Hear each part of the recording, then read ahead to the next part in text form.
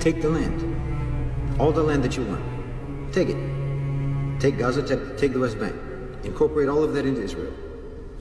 Look, normalization is the beginning of the end of Zionism. There's no two ways about it.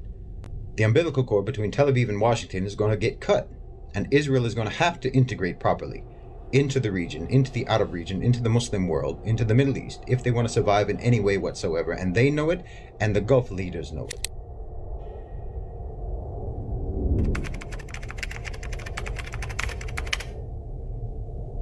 The anti-normalization people, in my opinion, just haven't thought through their position to its logical conclusion. Isolation of Israel by the Arab and the Muslim world has not had any significant impact in 80 years, except to make Israel independent of the region economically and in every other way. Look, I support BDS, but normalization, in my opinion, is the other side of the BDS coin. Everyone has to acknowledge that Israel has not been a healthy, normal society, a healthy, normal country from the beginning until now. If Saudi Arabia is intent on normalization, then it's predictable, as I've said before, that this will lead to a cascading series of other Arab and Muslim states also normalizing. Now, in this regard, I think that certain precautions and mechanisms should probably be in place to ensure that normalization serves a strategic purpose, the strategic purposes that I've talked about before. Because let's be honest, what's actually being normalized is Israel itself, not relations with Israel. Israel is being normalized, and it has to be normalized because Israel is not normal.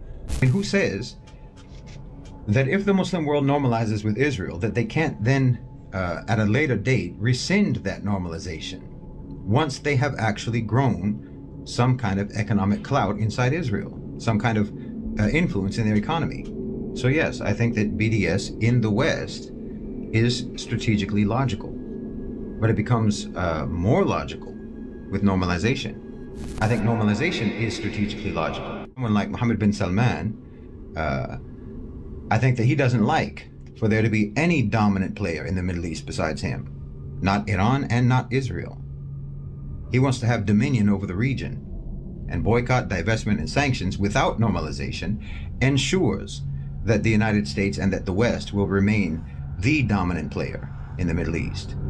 Everyone likes to say that these leaders in the Gulf, in the Arab countries, that they're puppets of the West, puppets of the United States. But again, because of the type of work that I do, I'm thoroughly familiar with the kind of influence that these countries have in the West. It's an outdated, obsolete way of thinking to say that they're anyone's puppets. They are tactfully and strategically navigating the power dynamics in their region, and they're doing it masterfully. Every one of them cares about Islam as much as any other Muslim does. And just like any other Muslim, they fall short sometimes. And that's no reason to hate someone. That's no reason to hate them. That's no reason to hate their system. That's no reason to hate their governments. Both the UAE and Saudi Arabia, and Qatar as well, have governed their states remarkably well. The leaders of those countries, some of the brightest, most strategic and visionary leaders in the world today. Thousands of people every year get pardoned from prison in the UAE and in the Arab world, throughout the Muslim world. Their debts get paid off. Yes, there are system failures, but many times the system works. I mean, I'm here today because the system ultimately worked in my case.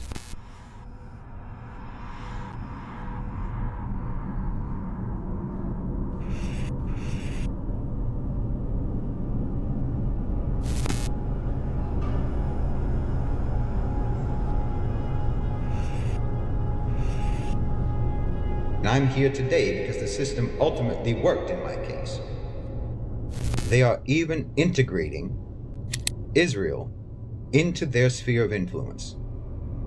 And that is the most historic and monumental strategic victory that you can imagine. In the event of any Israeli aggression against the Palestinian people,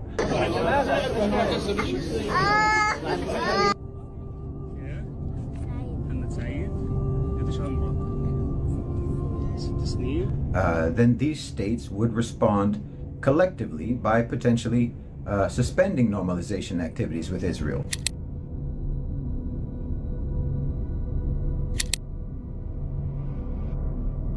then these states would respond collectively by potentially suspending normalization activities with Israel.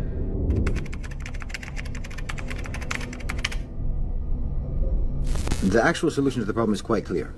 If you add up the number of Palestinians in Gaza and add it to the number of Palestinians in the West Bank and add that to the number of Palestinians within what is now Israel, who are Israeli citizens, if you add all of them together and then you calculate it with the current birth rates among Palestinians, maximum 10 years, Palestinians are going to be the majority.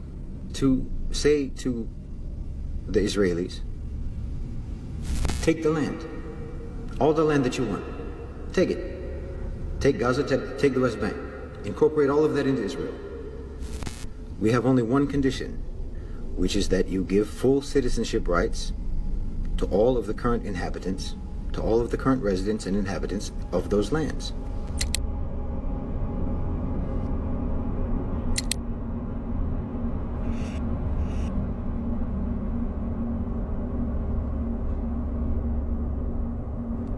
And if you even went even further than that,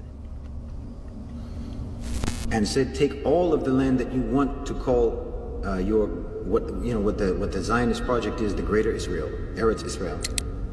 Take all of that land, including Sinai, including Jordan, including Lebanon. Take all of it, and then even if it would be called Israel, what was historical Palestine will return to the status that it had prior to the creation of Israel, which is an Arab land, an Arab territory with a Jewish minority.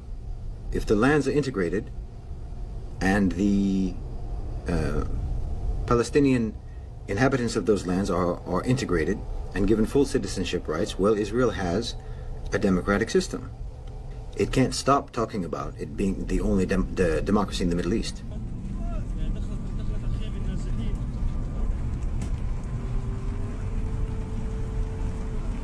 It has a democratic system. So then you have a majority of Palestinian voters who would then vote in their members of parliament or members of the Knesset or whatever, and the Jewish state would be finished.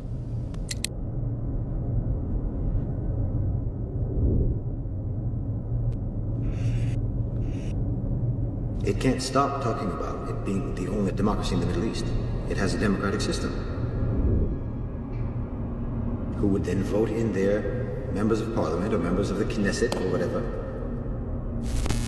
and the problem is solved. No more war, no more conflict, no more blockade of Gaza, no more airstrikes. The only way that we can lose this fight is by continuing to make it a fight. We're supposed to be realistic people. No more fighting. Fine, you win. No more fighting, you win. Take the land, just let us be citizens. That's all we ask. And we would have to understand that it is not a surrender by any stretch of the imagination. It's an absolute victory. But the Islamists want to present it as this endless conflict that there's no way to resolve it except to fight and jihad and so on and so on. Like any of the previous intifadas have achieved anything even resembling better situation for the Palestinians.